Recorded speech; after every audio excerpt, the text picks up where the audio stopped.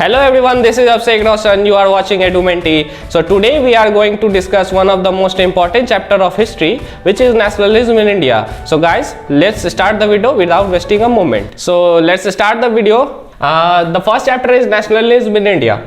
तो सबसे पहले हम लोग डिस्कस करेंगे व्हाट इज नेशनलिज्म। नेशनलिज्म का मतलब होता है राष्ट्र प्रेम। आप कितना ज़्यादा अपने देश के लिए या देश के प्रति आपके लिए कितना भावना है, कितना रिस्पेक्ट है, वो नेशनलिज्म है। अगर कोई भी अगर दूसरा फॉरेनर आकर आपके कंट्री को कुछ बोले तो अगर आप नेशनलिस्ट है तो आप अपने कंट्री का बुराई तो झेल नहीं सकते हैं, तो आपको भी अपने कंट्री के बारे में कुछ कहना होगा।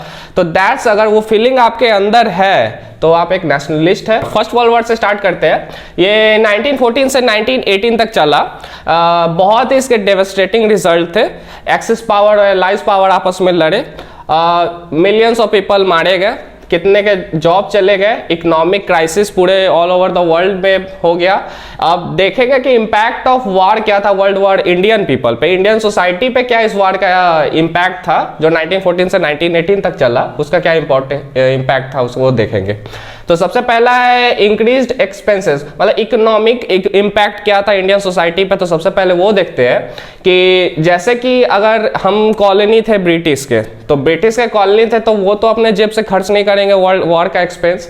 तो वो उन्होंने क्या किया कि जितने भी कॉलोनी ब्रिटिश के अंदर थे वो सारे कॉलोनी से वॉर एक्सपेंस के नाम पर फाइनेंस करना शुरू कर दिए। अब इंडिया से भी सेम उसी तरह वॉर एक्सपेंस के नाम पर भी पैसा लेना स्टार्ट किए। तो उसमें कुछ जैसे वॉर एक्सपेंस के अंदर ऐसे वॉर लोन्स के नाम पे पैसे लिए इंडियन सोसाइटी से ब्रिटिश वाले।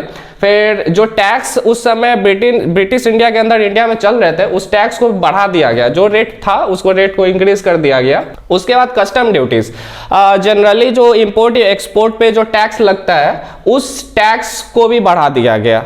उसके बाद इंट्रोडक्शन ऑफ इनकम टैक्स। अब पहले इनकम टैक्स नहीं था, लेकिन जैसे ही जब वर्ल्ड वॉर का जब सिचुएशन आया और उनको और इकोनॉमिक हेल्प का जरूरत पड़ा ब्रिटिश को, तब उन्होंने इंट्रोडक्शन ऑफ इनकम टैक्स को इंट्रोड्यूस कर दिया। अब देखते हैं, ये तो था इकोनॉमिक इम्पैक्ट। अब देखें सोशल इम्पैक्ट क्या था। सोशल इम्पैक्ट के नाम पर फोर्स रिक्रूटमेंट देखा गया। अब जब लड़ाई होता है तो सिर्फ उसमें पैसे नहीं, उसमें सोल्जर्स भी देखे जाते हैं। अगर आपके पास कितने आर्मी मैन है, तो ब्रिटिश के जैसा पॉपुलेशन है ब्रिटेन का, तो पूरा यूनाइटेड किंगडम को अगर मिला भी दे तो उतना पॉपुलेशन नहीं है जितना अपना इंडिया के एक स्टेट का है। मतलब कुछ स्टेट का उससे ज़्यादा भी पॉपुलेशन है। तो उन्होंने जो शहर से तो नहीं, क्योंकि शहर में तो एजुकेटेड पीपल है, रिच मैन भी थे, तो वहाँ तो फोर्स रिक्रूटमेंट नहीं हुआ। वहाँ पे क्या किया गया, जो इकोनॉमिक वेल पर्सन थे, जो शहर के लोग ज़्यादा ही इकोनॉमिक वेल वाले जो लोग थे, जैसे कि गांव में गरीब लोग हैं, शहर में अमीर लोग हैं, तो अमीर लोगों से उन्होंने टैक्स वाला पैसा जितना हेल्प था वो उस सोसाइटी से लिए और फोर्स रिक्रूटमेंट गरीब लोगों पे थोप दिया गया। तो फोर्स रिक्रूटमेंट जनरली विलेज वाले एरिया में स्टार्ट किया गया। तो उसी तरह रूरल एरिया में फोर्स रिक्रूटमेंट स्टार्ट हुआ। ज़बरदस्ती अगर देखा गया कि हाँ लंबा चौड़ा अगर है तो उसको ज़बरदस्ती उठा के आर्मी में बिना उसके मर्जी से उसको भर्ती कर दिया गया। और आज के लाइफ में, आज के समय में अगर ऐसा फोर्स रिक्रूटमेंट हो तो भी इंडिया में इतने बेरोजगार है जो सीधा ऐसे ही हाँ में हाँ मिला देंगे कि हमें फोर्स रिक्रूट कर लो। अब देखते हैं, ये तो था इकोनॉमिक और सोशल इम्पैक्ट। अब देखिए, इतना सिचुएशन वर्स होने के बाद भी अब लोगों को उतना राहत नहीं मिला। अब देखिए क्या हुआ कि पहले तो इकोनॉमिक क्राइसिस होने के बाद भी लोगों से ज़बरदस्ती पैसा लिया गया, फोर्स रिक्रूटमेंट किया गया। तो घर का कमाने वाला ही जब चला गया तो पैसा कहाँ से आया। अब उसमें भी जो फेमाइन आया, जो क्रॉप्स पे जो डिपेंडेंट है, हमारी जो भारत की मोस्टली पॉपुलेशन है वो एग्रीकल्चर पे डिपेंडेंट है। तो फेमाइन आने के बाद जब भूखमरी की स्थिति हो गई तो हम लोग वेस्टर्न कल्चर की तरह इकोनॉमिक और कोई सेक्टर पे तो डिपेंडेंट है नहीं जो हम लोग को उस समय इकोनॉमिक हेल्प मिले। हम लोग सर्विस सेक्टर पे उतना समय उस समय डिपेंडेंट नहीं थे, जनरली एग्रीकल्चर पे ज़्यादा डिपेंडेंट रहते थे।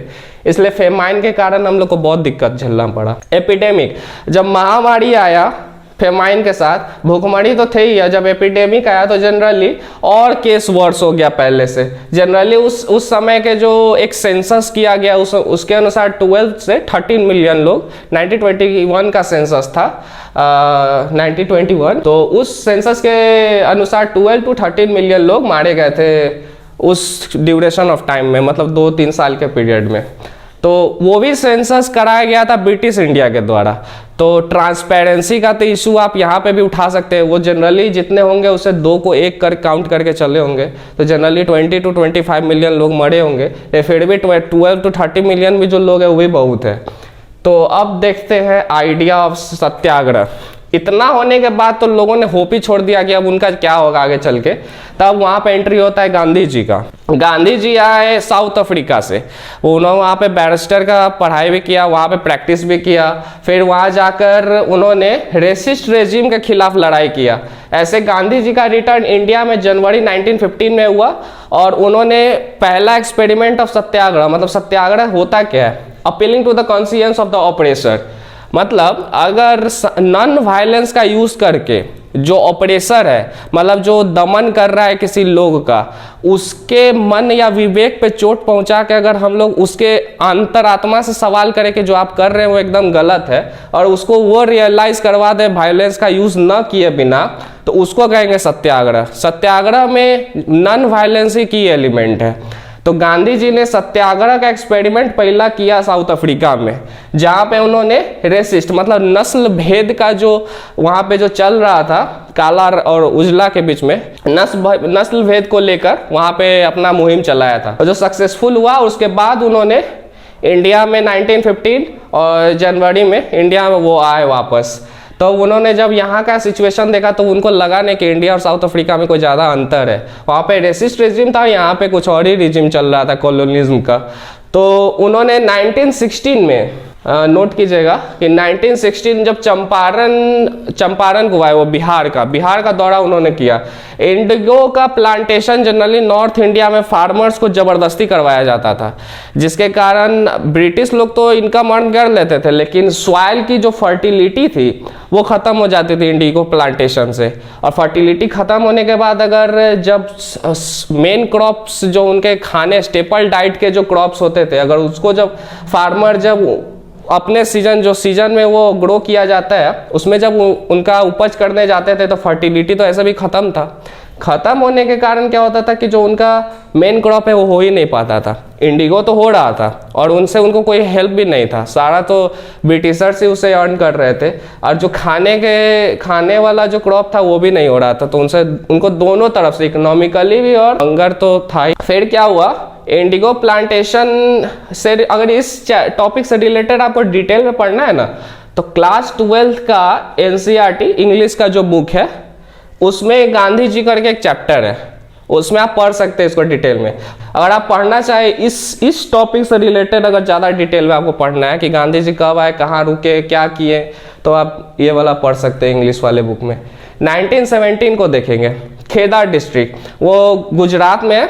वो गुजरात गए, वहाँ पे क्रॉप फेल हो जाने के कारण जो फार्मर थे तो वो बोले कि लोन को माफ कर देना चाहिए, ब्रिटिश इंडिया को अपील किए, लेकिन ब्रिटिशर्स माने नहीं। इस प्रॉब्लम को सॉल्व करने के लिए वो वहाँ पे गए और वहाँ पे सत्याग्रह का आयोजन या ऑर्गेनाइज उन्होंने सत्याग्रह वहाँ भी किया।